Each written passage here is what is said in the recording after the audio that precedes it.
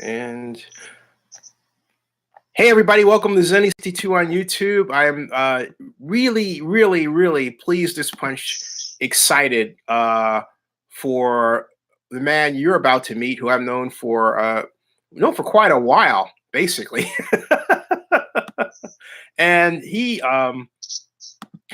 is Frank Supovitz, and I really want you to get a full, as they say, the full enchilada of what this man has done. So, Frank, first of all, welcome. Thank you. It's great to be here, Zennie. You got it. Frank, from 25 years, has been an award-winning event producer at the helm of some of the most world's prestigious and widely viewed, well-attended sports entertainment events. He founded Fast Track Events and Entertainment in 2014, an event management and consulting company based in New York City.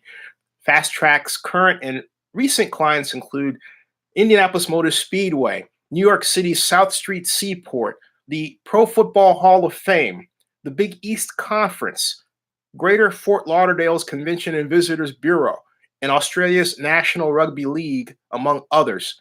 For 10 years, Supovitz served as Senior Vice President of Special Events for the National Football League. We used to call him Mr. Super Bowl, overseeing the meteoric growth of the Super Bowl, the Pro Bowl, and the NFL Draft. Prior to joining the NFL, he led the National Hockey League's Events and Entertainment Department from 1992 to 2005, managing and producing the NHL All-Star Weekend, the Stanley Cup Finals, the NHL Awards television special, and international competitions across the globe in Canada, Europe, and Japan. Together with the Edmonton Oilers, Frank developed the NHL Heritage Classic in 2003, among other events. And he is currently the author of a brand new book that comes out in May called What to Do When Things Go Wrong, which will be released by McGraw-Hill in May 2019. That's just before Godzilla movie comes out, Frank. Got a lot going on. It is. Well, read that and then find out what you do when Godzilla starts taking over the city. Perfect. Yeah. Hey, first of all, I want to ask, let's go backward. I want to talk about this book. Because you were right in the middle of something that that happened. The Super Bowl lights went out, and I want to say before we continue, I want to get your thoughts on the passing of Fred Otto, who worked for the National Football League, passing about really 2 weeks ago. Yeah, Fred and I were colleagues for a decade and friends for a lot longer than that. Fred was the head of ticketing for the NFL and worked not only with the team ticketers, and originally came from the Detroit Lions, where he was the head of ticketing there. But this is the guy who had to put together the seating plan, the ticketing for the Super Bowl and for the draft and for the Pro Bowl and everything else. A man of true grace, incredible talent, humility. Just an incredible human being, and I'm going to miss him. I won't tell you anything other than that. He's a loss to the league and a loss to me as a friend.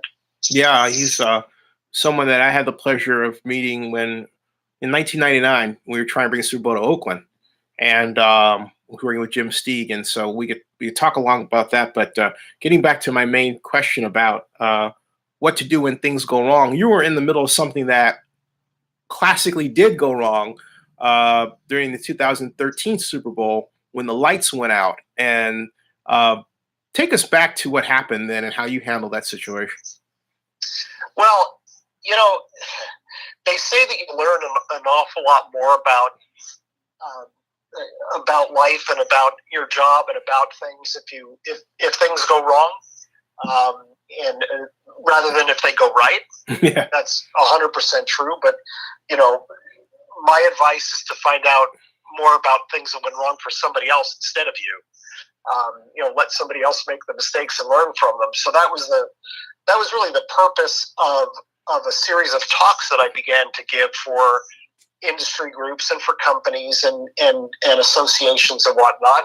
And I also said, I'd like to talk more about not only why things go wrong, but how you deal with them when they do.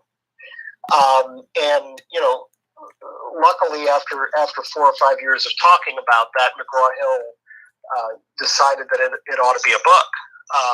And I would say that the inflection point, the point at which I decided to start talking about this, really was about the blackout, because here we are, and we're getting ready to start the second game of Super Bowl 47 in New Orleans, and all of a sudden, our control room goes dark, all our monitors go dark, half the building goes dark, television, all of their cameras went dark, or most of their cameras went dark. If you were watching on television, which I wasn't, but if you were watching on TV, you realized that Jim Nance couldn't communicate either. All you were watching on television for at least the beginning of it was just a picture of what was going on and not any description of what was going on. It was really a remarkable experience, because it was captured by 60 Minutes Sports, which was on Showtime at the time. And Armin Katayan, who was the 60 Minutes correspondent, was assigned to do a behind-the-scenes look at how a Super Bowl comes together, and he followed us around for about a month. And he was with us for the last several days leading up to the Super Bowl, followed us pretty much everywhere. And he was standing right beside me when with the cameras rolling as the halftime show ended, and as Jacoby Jones returned the kick for the opening kick of the second half for a touchdown, and that's when the lights went out. So, if you can imagine your worst day at work ever, Zennie, and not only do you experience it, but 70,000 of your best customers experience it right outside your window. That about 115 million people get to experience it at the same time you do on national television, one of the most watched television broadcast of the year. And then if you can imagine that you've got a crew from 60 Minutes standing right over your shoulder at the very moment you need a change of underwear, that's kind of how that all went down. So it was kind of interesting, because had 60 Minutes not been following what was going on, and I'll be the first to tell you that when the lights went out, I stopped thinking about 60 Minutes. I started thinking about how do we get the plug back in the wall. They documented a lot of it, and because of that, we had a really good recall of what actually took place. Some of it's on YouTube. You can see it. Mm-hmm. It was on the CBS, morning news the next day, and it was on 60 Minutes Sports on Wednesday. I had no idea whether we did a good job or we didn't. All I know is we got the lights back on. I thought you did a good job. Yeah. Well, people can say that if they choose now, and I can look back on it about, and think about the things that we did right and the things that we did wrong, because there's a video of it. There's a document of it. And although you don't see all 34 minutes of the power interruption and the resumption of the game, you see enough of it to really understand that things were going on very methodically up there, that there wasn't any panic. I won't tell you I didn't feel panic. I won't tell you I didn't feel anxious, but it didn't show on the outside, and nobody else around us who were working to communicate with the fans, communicate with the media, try to keep the broadcaster informed on what we were trying to do, letting the teams know what we were going to do. All of that ended up being, eerily calm. Mm-hmm. And so we were really lucky that when it aired, it was very kind to us. And I'm going to say kind, and not that it was truthful. It probably was. But to us, we know how we were feeling, mm-hmm. which was very nervous. But while we were being nervous, we channeled a lot of that energy and got the lights back on. A lot of people working very hard. I didn't do all the work. It was all the people around me that really made sure that the fans were calm and that we knew it wasn't a security issue, it wasn't a terrorist issue, it was something that was structural infrastructure, and we got things going again. So that inspired the book, and there's a lot of behind the scenes on how that all went down. But it really did show that there's a method, there's a technique, and there are steps that you take. If you're an event planner, event organizer, or you're a project manager, any of your listeners are people who undertake very complex projects. Mm-hmm. And let's face it, an event like the Super Bowl is like an enormously complex project. Yes. That's what it is. Mm-hmm. So you don't just go out there and do the project. You plan how you're going to do it, right? Mm-hmm. So everybody thinks, well, if you plan really well, you have a much better chance of things staying on track, things that will go right. There's a step before the planning, and the step before the planning is imagining. Mm-hmm. You have to imagine all the things that can happen to you, all the things that could go wrong that require a contingency plan mm-hmm. of some form, mm-hmm. right? Right. So we didn't have a contingency plan for a power failure. Hmm. We had a contingency plan for some form of an interruption. Mm-hmm. So while all that was happening, we could put the plans in place that dealt with the interruption. What's the first thing you have to do? You have to tell the fans what's going on, because you don't want panic mm-hmm. in the seats. You don't want people bolting for the door if they didn't know what was going on. You don't want to start thinking about those things at the moment that something derails. Mm-hmm. Right? You want to have that ahead of time. So imagining is a really important component. It sounds like, go ahead. If I may, it sounds like the common habit, correct me if I'm wrong in this observation, is to have a contingency planning list that anticipates the big things like a terrorist attack or something. But it seems like implicit within that is the idea that all the other stuff is just going to work, like the lights are going to work, the traffic lights are going to work. So it sounds like you need a contingency plan for when the basic things that are supposed to work don't work, right? Well, I think by all means, you should have a plan for the things that are most likely, the things that are most probable. But you also need a plan for the things that are the most impactful, mm-hmm. right? Mm-hmm. So even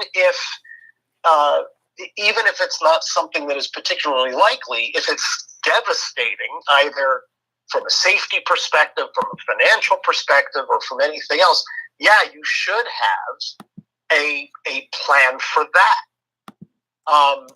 But in the case of the blackout at Superdome, it was really because we had a plan for anything, not a plan for everything. You can't have a plan for absolutely everything, and we didn't. We didn't have a plan for power failure, as an example, but we had a plan that was applicable to anything. So it was somewhat flexible.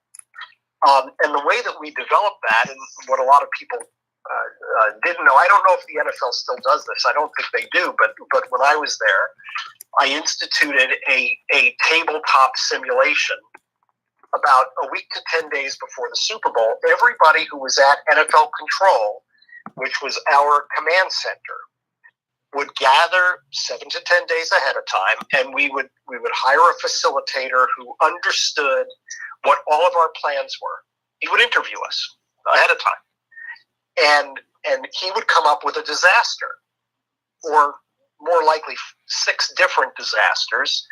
And over the course of 4 hours, he would present them to us. He would say, it's this time, and this is the weather conditions, and this is what's happening, and how many people are in the stadium, and et cetera, and such occurs. How do you deal with it? And we had to work as a group to solve those problems.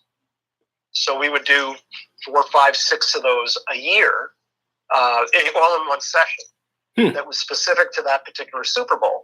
And so when the lights went out at the Superdome, we all went back to that day and said, okay, here's scenario number 7 that we have to solve. But we already had the basics of how we would respond to something that was potentially disruptive or devastating.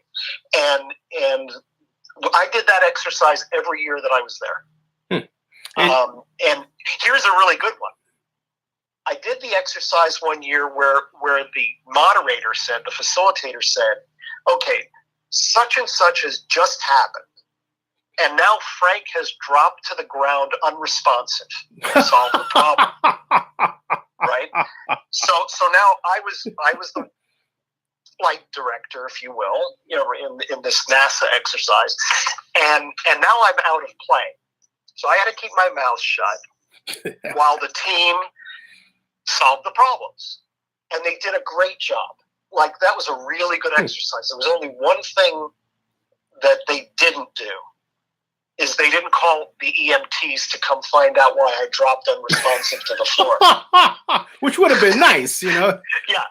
So I said, gee, I hope that was an oversight and not on purpose. You have an ambulance parked out front. Hey, can you say say a few words about how Doug Thornton was? Because he was standing next to you, and he was stoic. And I thought, I know Doug. We both know Doug. So I thought, that's vintage Doug. Yes. Doug Thornton's the general manager of the Superdome. Sorry. Yes. Doug Thornton was my partner in crime for this event, as well as from some others, right back to the reopening after Hurricane Katrina. And let me tell you something. Doug has dealt with things way worse. During Hurricane Katrina, he was the general manager of Superdome. As you remember, yes, the Dome was a refuge of last resort. And it was moments from losing all power, with thousands of people in there who were, taking shelter from the storm. There were holes in the roof that had been ripped off. I mean, he dealt with some really horrifying situations, as you know. There were a lot of very unpleasant things that happened at the Superdome over the course of that week. Doug and his team were really the heroes of the recovery, because they were the ones who had shut down all of when the lights went out, they went out on half of the stadium. So half the stadium was without power, half the stadium had it. And what Doug did and his team did was they shut off all of the I don't want to call it unnecessary power, but any power that was not required for life safety in the half that was still lit, they shut off. They shut off refrigerators. They shut off the HVAC, the ventilation system. They shut off lights in the concourses. They shut off the escalators. All of that was shut down. And it turns out that had he not done that, and had his team not known to do that, the other side of the building would have gone dark too. And if that had happened, the game would have been over. There was no way to recover from that. We could recover from half the building going dark because there was a backup system, but the backup system was only good for half. If the other side went out too, as it was later determined it was within moments of happening, then it would have been unrecoverable. We would have had to evacuate the stadium. Oh my God! Hey, we're on with Frank Supovitz of Fast Track Events, and Zennie, I never correct you, but it's Fast Traffic. Fast Traffic Events. Fast Traffic Events. Yes. That's actually the first time I made that mistake all day long. Doggone it. Well, that's okay. Fast Traffic Events, folks. Yes. And shifting gears, want to ask you about the NFL draft, which you produced as well for 10 Yes. years, and it's coming up in 2 weeks. What is it? Let me ask a really fan-based dumb question. How do you prepare for the NFL draft? Well, Boom. as you suggest, it's a very different event than it was 5 years ago. And it's frankly, even 5 years ago, it was a different event than it was 10 years before that. Let's take the draft for what it is. It's a business meeting. That's what the draft is. It's a business meeting of teams that are agreeing on who's going to have the bargaining rights for what player, right? And so it's basically taking what could be chaos with 32 teams negotiating with every single player, and it's basically agreeing amongst themselves who is going to be able to negotiate with a particular player, and every other team in the league respects that. So it's a business meeting. And in fact, if you go back to the days of the AFL and NFL, when they were two separate leagues, but now the AFC and NFC, they each had a draft. So that the AFL would agree amongst their owners who could negotiate with a particular player. The NFL would agree amongst each other who could negotiate with a particular player. And neither respected the other. So players had the potential of signing with an AFL team or an NFL team. I don't know if you remember that far back, but I do. It was so crazy, in fact, that the AFL and the NFL would hide players in hotels and not without letting anybody know where they were, so that the other league couldn't negotiate with the player that they selected, because the NFL already selected the player. The NFL, if the AFL wanted to negotiate with them, they couldn't find them. So, there was a lot of really interesting intrigue back in those days. But it was a business meeting, and they happened in hotels. So it was basically a hotel ballroom. There's some great photographs of what that looked like once upon a time. I remember going when I was still at the NHL and was going to see how the NFL did things, because the NHL draft is done totally differently. I went to the Marriott Marquis Hotel in Times Square, and the ground floor had a couple of guys from each team on telephones back to their war rooms, just like now. But it was just like the balcony of this ballroom that had, I don't know, probably a couple hundred fans, tops. Tops. They used to call them draftniks back in the day. Yeah. I think I was there on day 2, and there was almost nobody there. When I got to the NFL in 2005, we had just terminated an agreement with Madison Square Garden. So for a number of years, it was at the theater. That's right. Madison Square Garden, right? Yeah, we were at Javits. Paramount Theater or the Felt Forum. Now I think it's called the Hulu Theater. So it had moved there for a little bit of time, 2 years. And there was a carriage dispute between Cablevision, which owned Madison Square Garden, and the NFL Network, which was, of course, owned by the NFL. So the NFL pulled the draft out of the Garden and said, okay, Frank, find a place to put it. And so we ended up at the Javits for 1 year. And the reason that I bring up the Javits, which is really interesting, is the Madison Square Garden, the theater at Madison Square Garden, you could get a couple thousand people in that facility to watch the draft. And when we went to the Javits, there was only this room where you could get a very small number, several hundred fans. And we said, we really need to make this available to everybody who would have come. Let's open up a room next door and closed circuit TV into that room, Mm-hmm. and put a bunch of things for fans to do and hang out and have a good time. And that room was packed. It was packed. There had to be I don't know, a couple thousand people in there. And there was only a small number of people at the actual room where the draft was happening, where Paul Tagliabue was doing the draft. And really, if you look at what the draft looks like today, it's kind of similar, where you have the draft, the actual mechanics of the draft happening in one place, and then you have this massive fan event in another place, or that's kind of next door or around it or whatever. Mm-hmm. A lot fewer people actually see the draft than they did when it was at Radio City, and you were watching. Everybody who was in there was watching it. Right.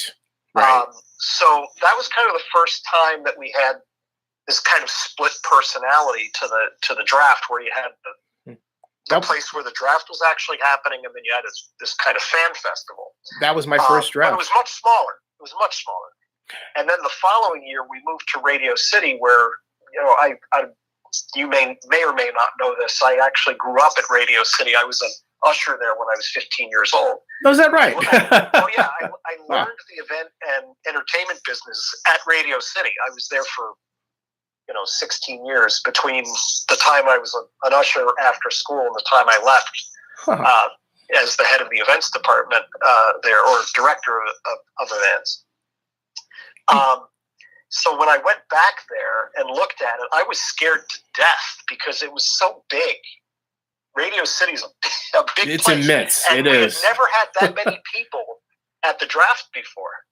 And I kept going back to, it's a business meeting. I get that the real diehard fan is there.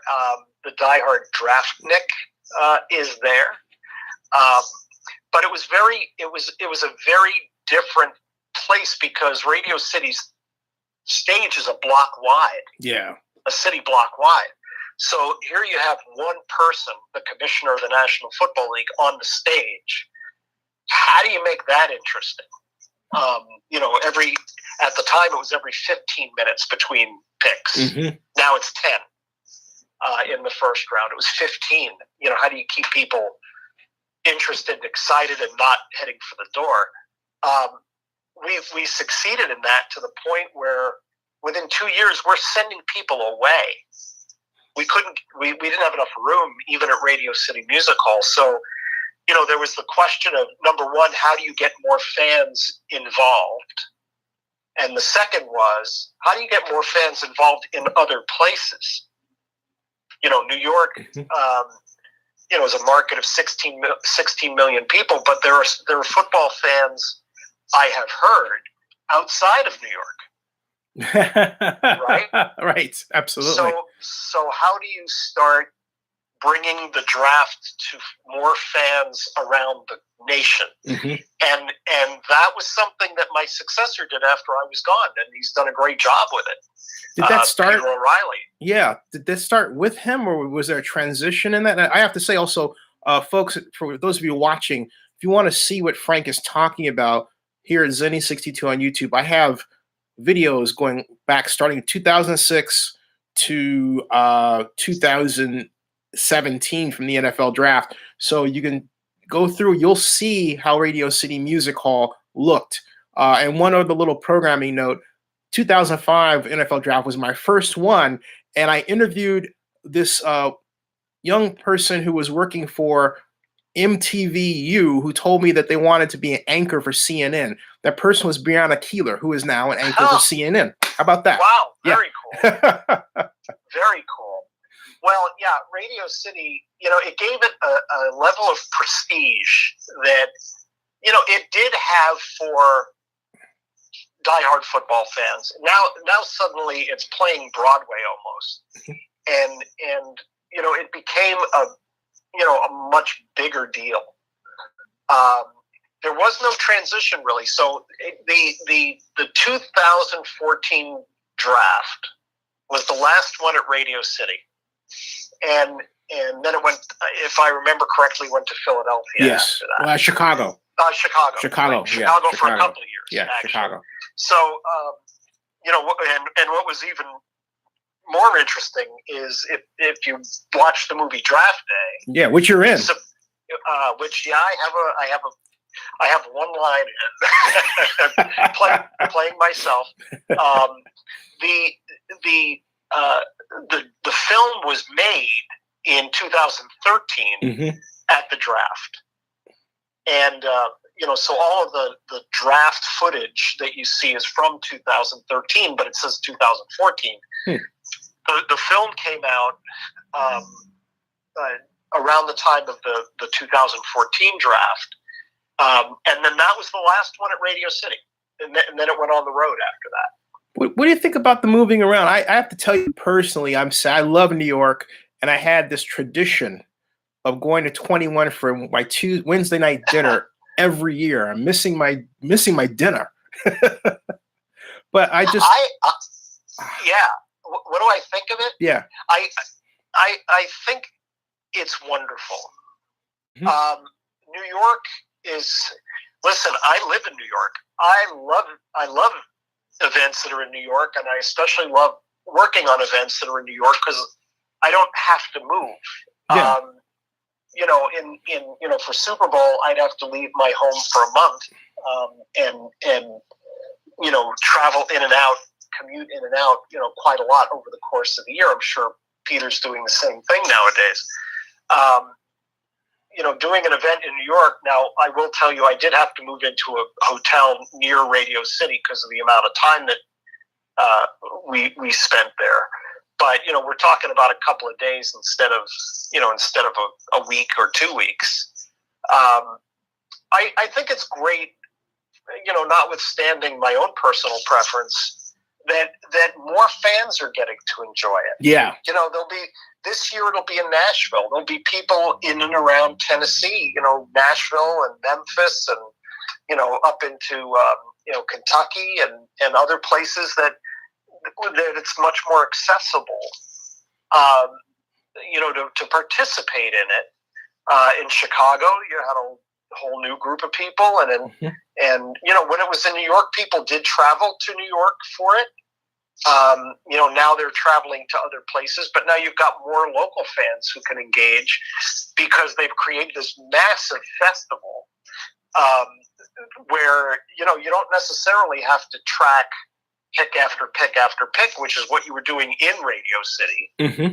Now you can just participate and be part of the celebration and, dip into it when you want to and dip out of it when when you want to do something else. No, it's fun to experience because you get to see, I grew up in Chicago, but Chicago really brought it. And then I'd never been to Philadelphia before, so it was a reason to go to Philadelphia. And they did an outstanding job. So it's fascinating to watch this morph as it does. I have a question, but we're on with Frank Supovitz of Fast Track Events. No, Fast Traffic. Yeah, Fast Traffic. I may change the name because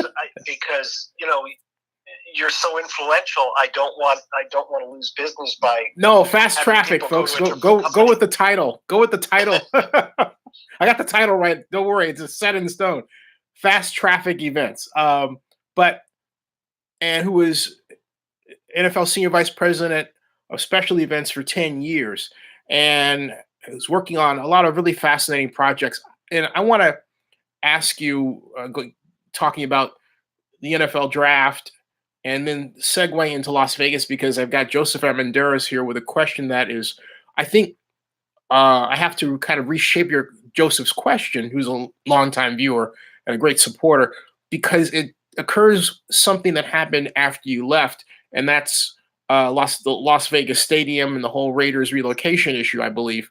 But he wants to know your thoughts of having a permanent destination for all Super Bowls like Las Vegas, because I know Las Vegas Stadium was never considered, or was it? Was that ever brought up? It was not considered until now, of course. Right. For a couple of different reasons. One is there's no team there at the time, and still isn't. There will be soon. And the other was once upon a time the NFL abhorred gambling in every and any form. Mm-hmm. So frankly, as a league employee, I wasn't encouraged to be in Vegas ever. I was actually discouraged from being in Vegas and certainly in any hotel that had a sports book. Mm-hmm. Is that to say, what do you think now that the Raiders are in the process of relocating to Las Vegas? There's a possibility that a Super Bowl will be in Las Vegas. Can Las Vegas handle a Super Bowl? Do they want it? What are your thoughts? Well, I guess you'd have to ask them if they want it. I don't know, but could it handle it? I would say most definitely yes. They certainly have the number of hotel rooms, to be able to handle it. The stadium will be, state of the art. I'm not worried about that. Is Vegas an attractive place for people to go who might want to go to a Super Bowl game and then, party for a weekend like they do at a Super Bowl, wherever it happens to be? I would, yes, without question. You had asked a different question before, and I want to make sure I answer it because it's not something I haven't heard before. It has been discussed. I wouldn't say it's been discussed at any great length or considered at any great length, which is a permanent home for Super Bowl. Mm-hmm. Could Los Angeles be that permanent home for Super Bowl? Could Las Vegas be that permanent home for Super Bowl? I would say never is a very long time. Yes. Yeah. And things change, but I do not foresee a permanent home for Super Bowl because number one, there's some fatigue that can set in if you have the same event in the same place all the time. It becomes very homogenized. Mm-hmm. And I'll give you an example of my own efforts to keep it from becoming homogenized. New Orleans has had 10 Super Bowls. Miami is about to host its 11th. In 2007, it hosted Super Bowl 42. Mm-hmm. I'm sorry, Super Bowl 41 in 2007. In 2010, just 3 years later, it was supposed to go to the Jets' West Side Stadium in New York, but the building was never built. So it was moved back to Miami because Miami knows how to do Super Bowls. Mm-hmm. So they didn't need as much time to get ready. I mean, it wasn't a decision made the week before. It was made, a couple of years before. But you didn't need as much planning for it. And you had some very experienced people in Miami who knew what to do. But what I felt was that if it went back to Miami, it would feel just like the Super Bowl we just played. So I moved most of the activities and the headquarters hotel, kind of the center of gravity, to Fort Lauderdale, to the north. Now, people who still wanted to cruise South Beach, great, no problem. You can stay in South Beach. You want to be in Miami, you can be in Miami. If you want to experience different events, we had different venues for the parties and the fan festivals and the media center and all of that. Up in Broward County, because I felt it just needed to be different. Mm-hmm. And I think people had a blast. And I think they would have had a blast wherever it was, but it was just a little bit different, a little bit more intriguing. I think people love going to South Florida for a Super Bowl, and I think they're going to keep doing that. They love going to New Orleans for Super Bowls, and they're going to keep doing that. The league, if it's not a written commandment, because I don't think it is, it certainly wasn't when I was there, tend to reward cities that build new stadiums. Mm-hmm. Yes. Detroit at Super Bowl 40 Indianapolis for it's Super Bowl 47. Mm-hmm. You know, back to Minneapolis. They played at a brand new Metrodome, and then they played at a brand new U.S. Bank Stadium. And Atlanta. Last year. And Atlanta this year. Yeah, and Atlanta. Mm-hmm. First it was the Georgia Dome. Now it's the new stadium, Mm-hmm. Mercedes-Benz. I think there's something very exciting about moving it every year. Look at what happened to the Pro Bowl after so many years in Hawaii. Mm-hmm. It was incredibly well attended for many years, and then stopped being well attended. Hey, I want to get your view on this comment. We're on with Frank Supovitz, the head of Fast Traffic Events and Entertainment, formerly Senior Vice President of the National Football League. And thank you all for joining us. If you have a question for Mr. Supovitz, type it in the area over here, and I will ask it.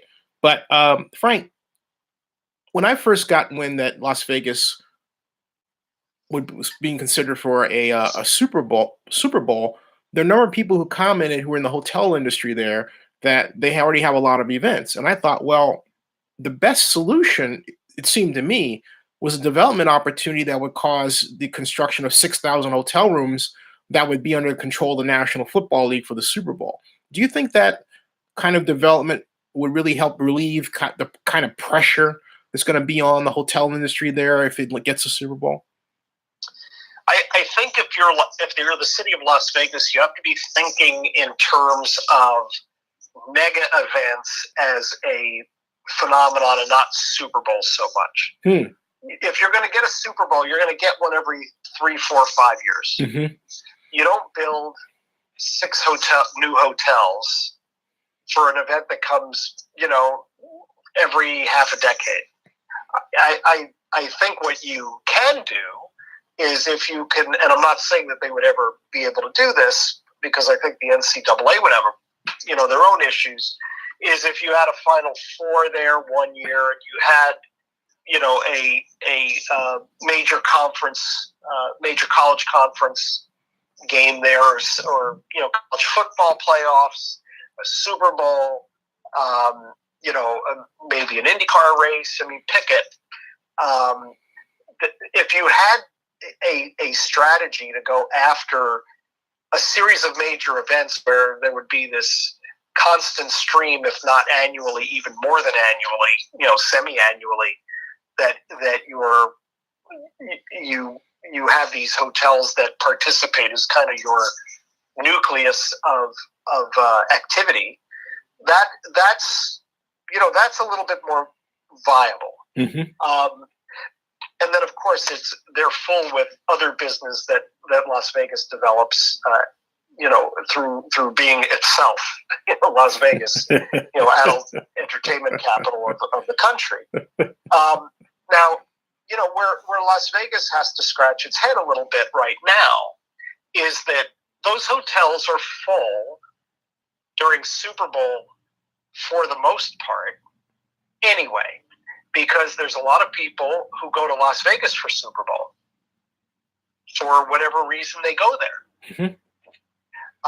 And hotels are full of entertainment seekers and weekenders and whatnot. So, is it really generating a tremendous amount of economic impact when a Super Bowl comes to town, or are you just taking people who would have been in the hotel rooms anyway and replacing them with different people who are in the hotel rooms?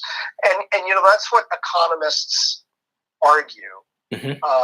When they argue against the economic impact figures that you hear bandied about quite a lot. Mm-hmm.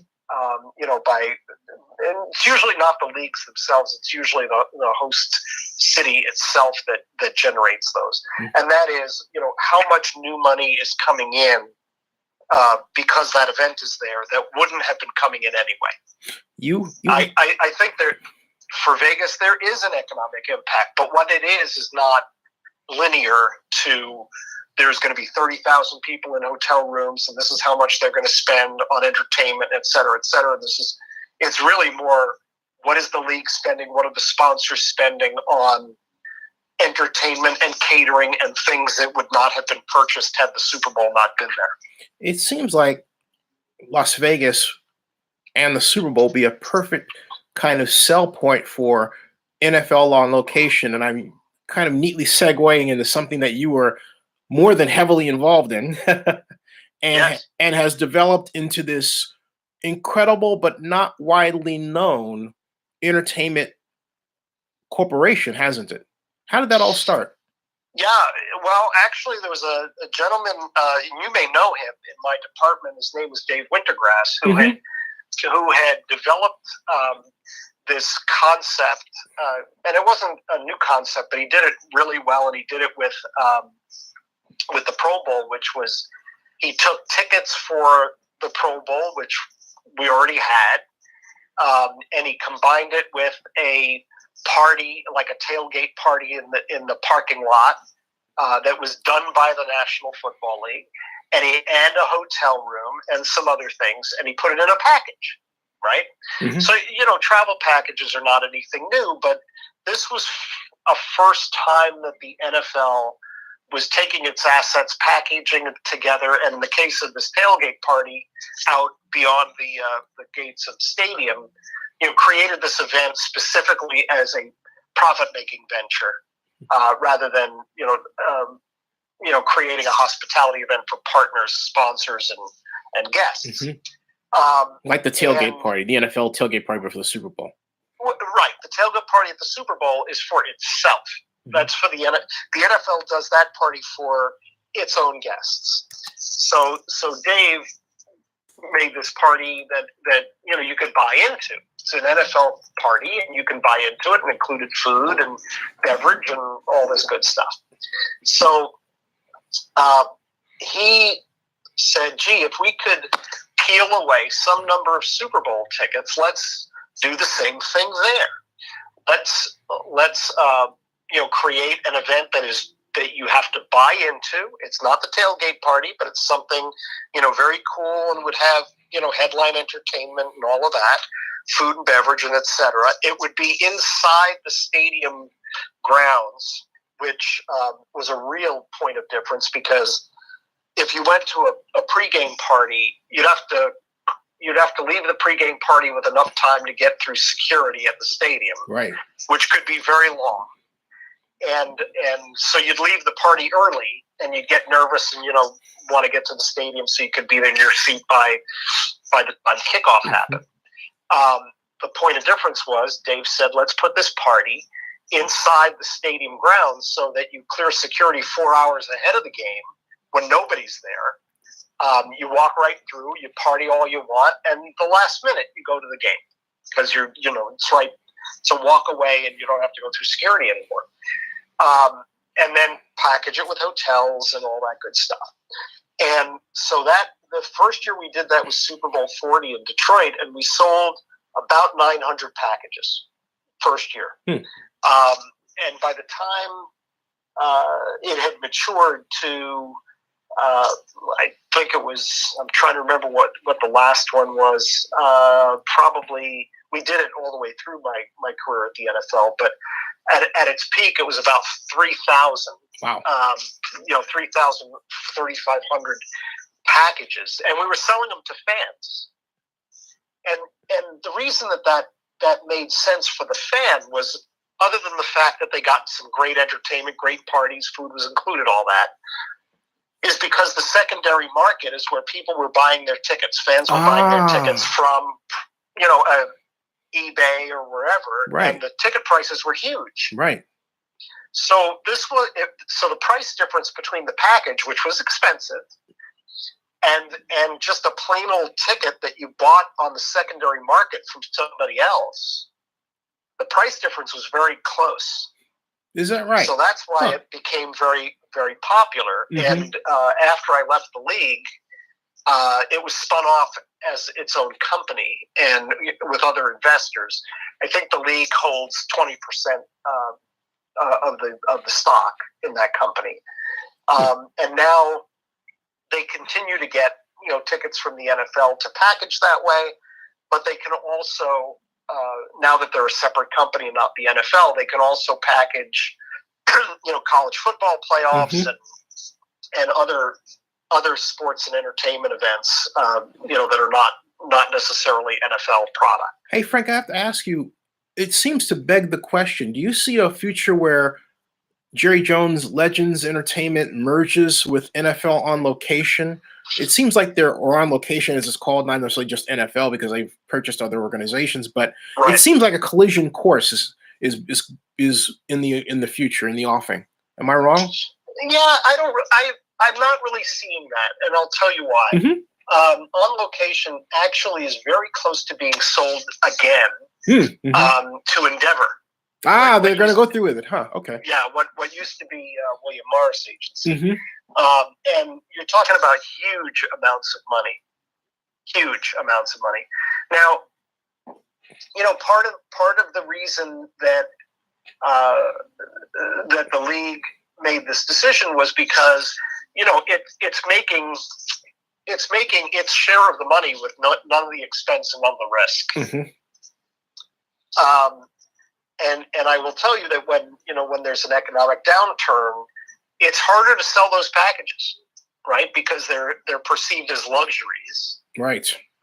And people start to say, I'm not sure I can make that work. If you were to combine an economic turndown with a team or two teams competing where their fans don't travel very well, oh boy.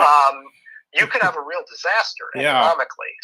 So I don't really see a team owner taking that on. Legends, which is Jerry Jones's company, has done very, very well in the sponsorship business and in the catering business at stadiums. But I don't see them, and again, never is a very long time. I don't see them taking that position or buying the company from, for example, Endeavor, who by all reports are spending hundreds of millions of dollars to acquire it. Hey, shifting gears and talking more about your current work, talk about some of the events you've got coming up and what's burning on your radar. Well, I'm really excited. I'm very close to almost within 30 days of the Indy 500. Yes.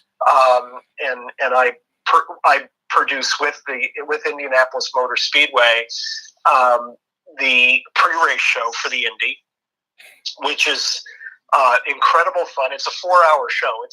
It's a long day. And it's on NBC now. It used to be on ABC with the race. Now the race is on NBC for the first time. And in fact, Mike Tirico, who of course I knew from the NFL, will be the host of that show. Oh yeah, nice guy. I produced the live show at Indianapolis Motor Speedway with my partner at Indy, Dan Skyver, great guy, and tremendously creative guy. So that's coming up, and I've been working with Dan on that since 2016. So this will be my fourth. Working with the Pro Football Hall of Fame on their plans for the NFL Centennial, which, of course, the NFL Centennial is coming up next season. That's really the 100th season. That's going to be exciting. Wow. Yeah, what the Hall is doing, though, is they're going to the 100th birthday, which is actually in September of 2020. Okay. So it's the event that happens after the league has done its centennial season worth of activities. There'll be some amazing things going on in Canton, Ohio, which of course is where the league was born. In fact, I haven't told anybody this. You're the first who's going to hear this. Is the launch of the new book is actually going to be in Canton, Ohio, for that reason. Oh, cool! Wow. Yeah, on May 17th. Because that's where football was born, and I've had a great relationship with them over the years. I used to work on the enshrinement ceremony, gold jacket dinner. course, I don't do that anymore. The league is still involved with the hall on that, but I'm working as a co-executive producer for the NFL Centennial activities. It'll be in Canton. Oh, congratulations, Frank! Yeah, wow. Thank you. Which is really great fun. Yeah. I've got another event. I can only tell you I'm doing, but I can't tell you for whom I'm doing it because it hasn't been announced yet. The actual event hasn't been announced, but another league event that will be introduced, a brand new one, as part of an all-star week of activities that'll be happening this summer. So I'm excited about that. And you mentioned this at the top. Radio City, as I mentioned, is where I first started working on entertainment and events. And the events, my first Super Bowl actually I was at Radio City. We produced the halftime for Super Bowl 22 back in 1988. So I was the associate producer for the halftime show way back then. Yeah. But parlaying some of my venue experience at Radio City, I've been involved with the premiere of the Rooftop at Pier 17, which is at the South Street Seaport, and a brand new concert venue, open air on the 5th floor of a building that sticks into the East River, 3 blocks south of the Brooklyn Bridge. Nice. We did 23 shows last summer, and it won Pollstar's Award for Best New Concert Venue last year. Congratulations. So we're really proud of that. And, I'll be working with them again this summer to help, put on, in this year it'll be 36 shows.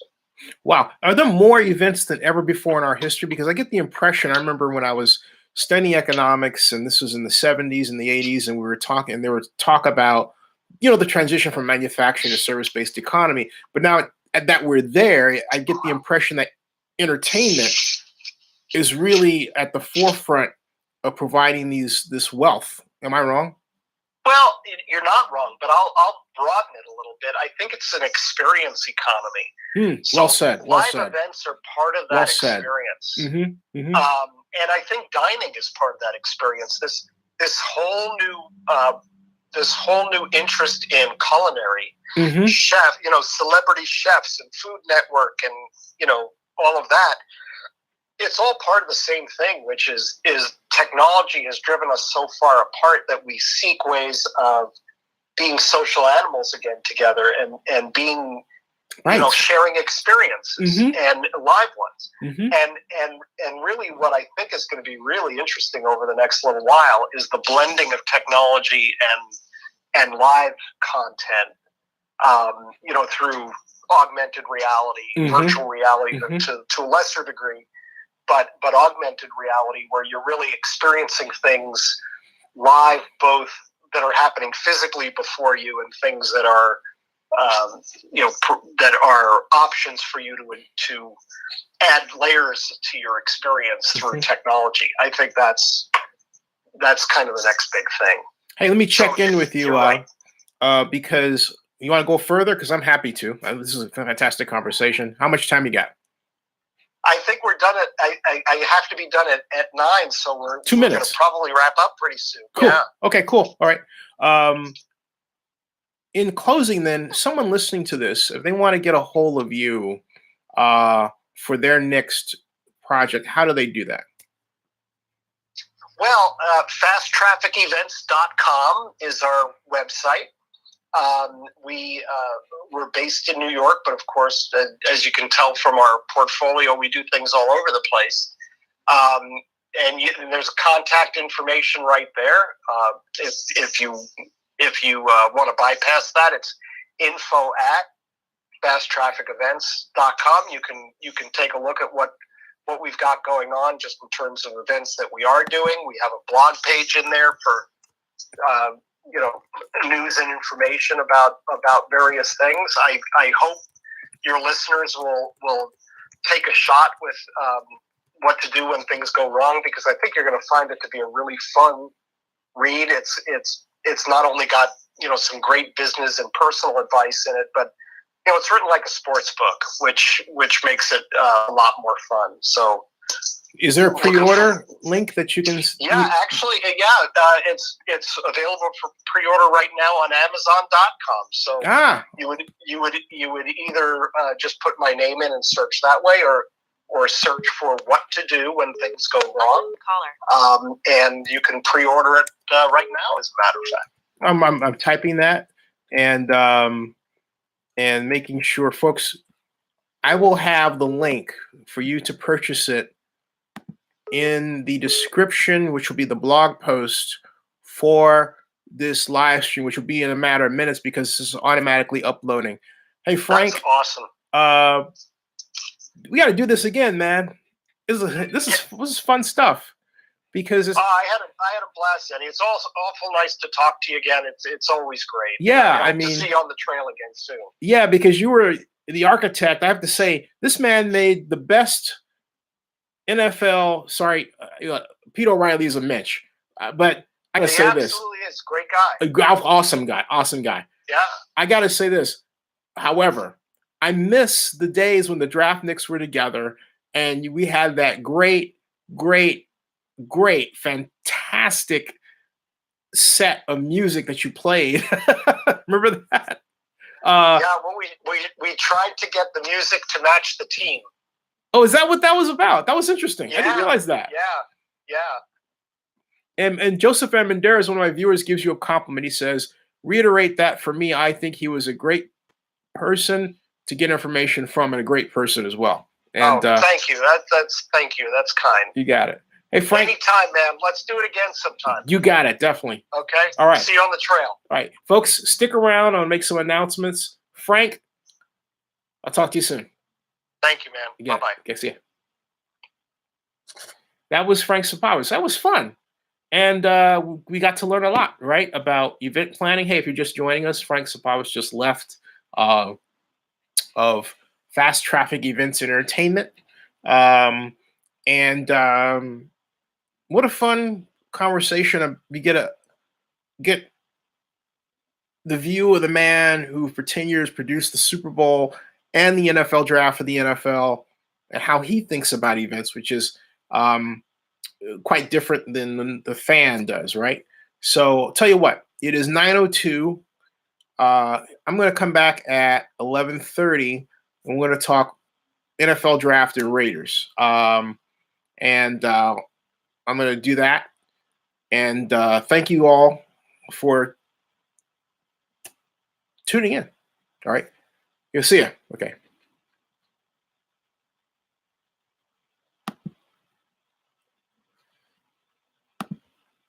And if I didn't say so again, thank you. Thank you.